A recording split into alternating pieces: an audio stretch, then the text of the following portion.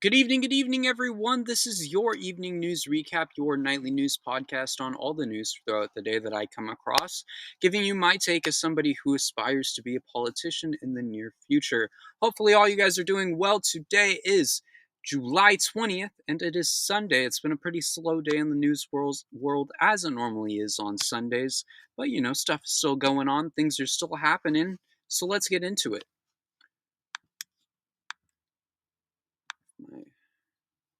See, the tab never loads. It never does.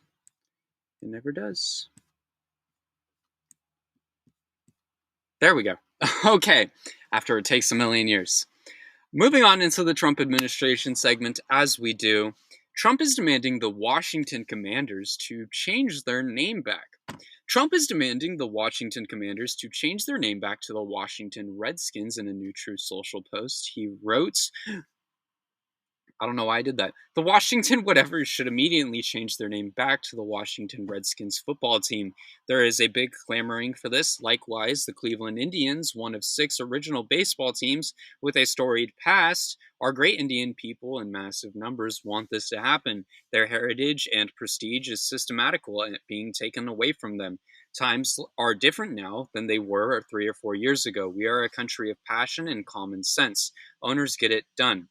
But that's not all, as in another True Social post, Trump even threatened to block the start of the Commanders' new stadium. He said, "My statements on the Washington Redskins has totally blown up, but only in a very positive way. I may put a restriction on them if they don't make the change back to the name, the original Washington Redskins, and get rid of the ridiculous moniker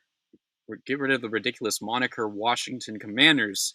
I will make a deal for them to build the stadium in Washington. The team would be more valuable and the deal would be more exciting for everyone. Cleveland should be doing the same with the Cleveland Indians. The owner of the Cleveland baseball team, Matt Dolan, who is very political, has lost 3 elections in a row because of that ridiculous name change.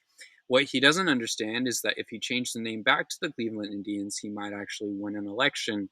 Indians are being treated very unfairly. Make Indians great again."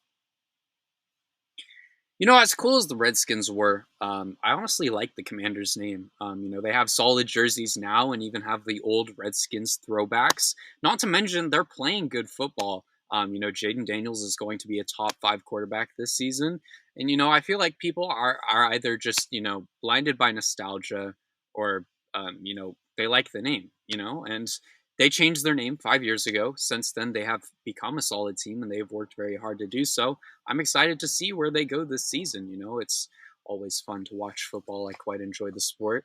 But truly, like they're the Commanders now. They've been the Commanders for a solid amount of time now. I believe it's been about 3 years, and since then they've been very successful and they've continuously won football games, just like they did last season. They made it all the way to the NFC Championship.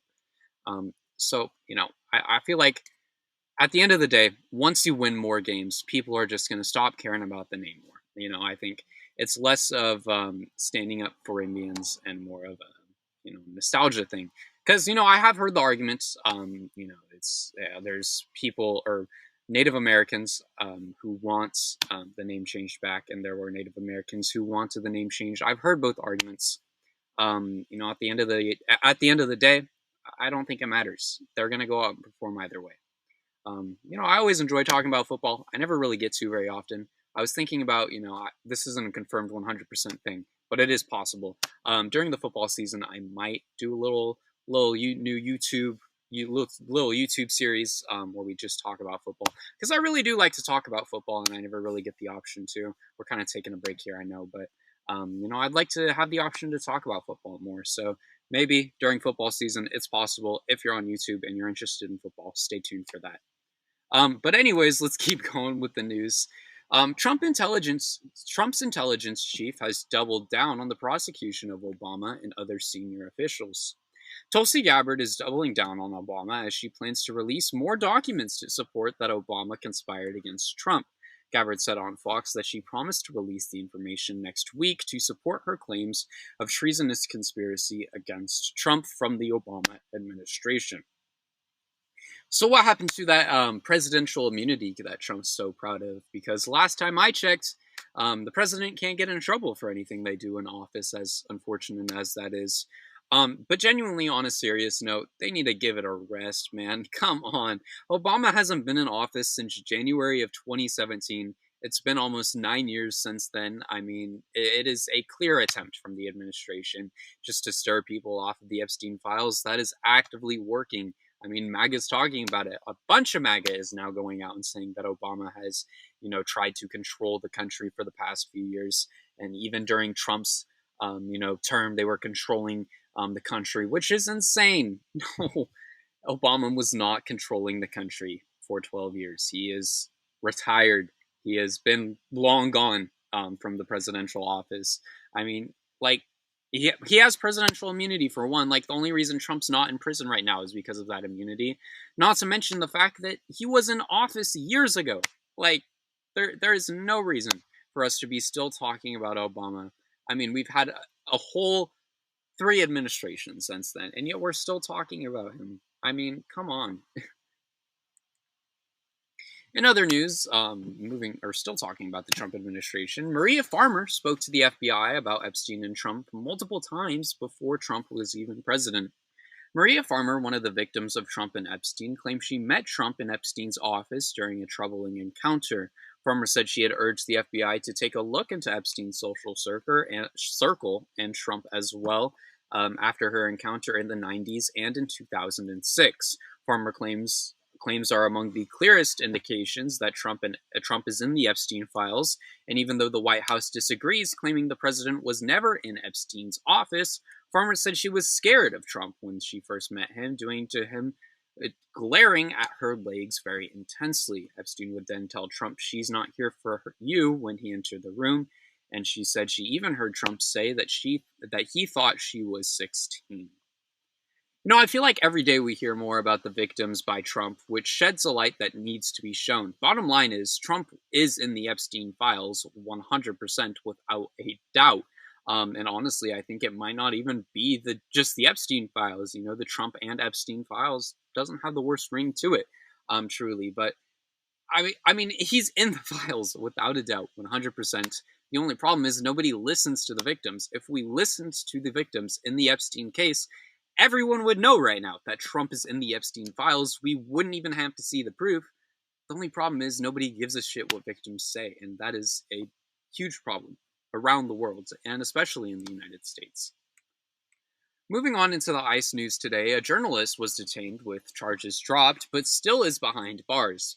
Atlanta journalist Mario Guevara is fighting deportation despite having charges dropped and is still remaining in jail. He was arrested last month after filming protests and is actively trying to defend his case. Guevara reportedly bounced around 5 prisons in the Atlanta area and previously worked for one of El Salvador's main newspapers, La Prensa Grafisia. He fled for asylum in 2004 to the United States as the far-right government in El Salvador threatened his life.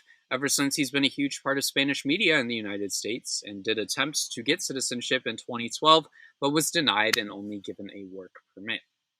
This is a crazy story. I recommend you guys read the full report if you have the opportunity, but justice for Mario, truly. Not only is he a huge part of the news community, but he hasn't done anything wrong. He was essentially arrested for broadcasting when that shouldn't happen. If we allow journalists to be taken out, we allow them to continue to assert control over the media, just like they do with Fox News and just like they do with so many other media stations. And that shouldn't be allowed to happen. Speak out again.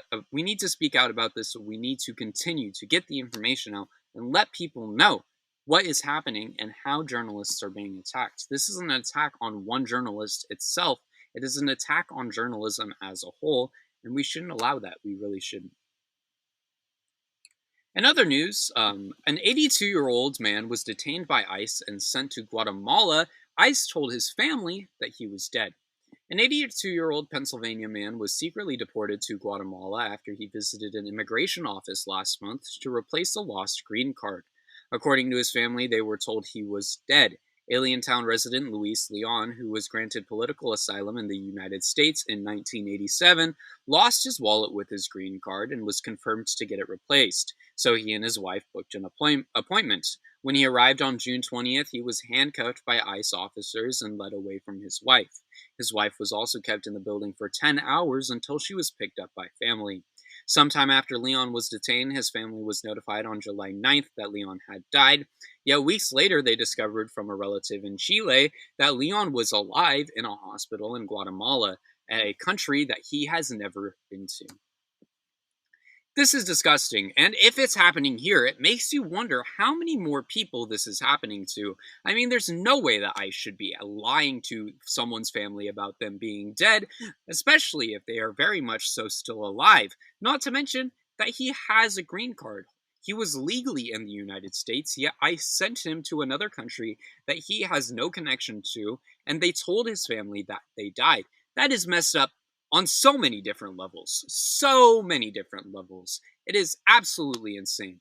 There needs to be an investigation done into this on why ICE lied to this family, because there is no way they should be able to get away with this. I mean, they lied to someone about, or they lied to a family about someone being dead. Come on, like there is no way I should be allowed to be able to get away with it. That is absolutely crazy. Anyways, moving on into our final topic tonight, US tourists will now have to pay a visa integrity fee. Tourists in the United States will now be required to pay a visa integrity fee according to Trump's One Big Beautiful Bill. The fee applies to everyone who wants to visit the United States who need a non-immigrant visa to enter and cannot be waived. The fee will cost at least $250, and Homeland Security is able to raise that fee. This will not replace other visa fees, and those will still remain. So people could be end up paying almost $500 just to enter the country. It's not clear when this fee will exactly start, but it is already very clear that it will impact tourism. Trump is actively going to kill tourism in the United States. First, it was charging non-US citizens more to go to national parks. Now it's this. I get that it's kind of the point of this administration, to not have people come here, but it kills off an important industry that brings in over $2 trillion a year to the US economy and helps local business growth all over the nation. Trump is going to kill one of the most important industries in the United States, and it looks like nobody is going to stop him when that shouldn't be the case. But with that being said, thank you all so much for watching today's episode. I hope you all enjoyed. If you're on YouTube, please consider subscribing, dropping a like, dropping a comment down below. Let me know your thoughts on all the news throughout the day. We're on our way to 500 subscribers, and hopefully we can get there by the end of August, even though that's in 11, 12 days. But maybe we'll get there. We'll see. If you're on Substack, please consider subscribing. All funds go to me. They'll help me pay for the things that I'll need to pay for in college, like food and clothing and all those kinds of things. If not, though, you can always subscribe for free. I truly do appreciate all forms of support on this content. It means the world to me. Thank you all so much, and I will see you all in tomorrow's episode. Later.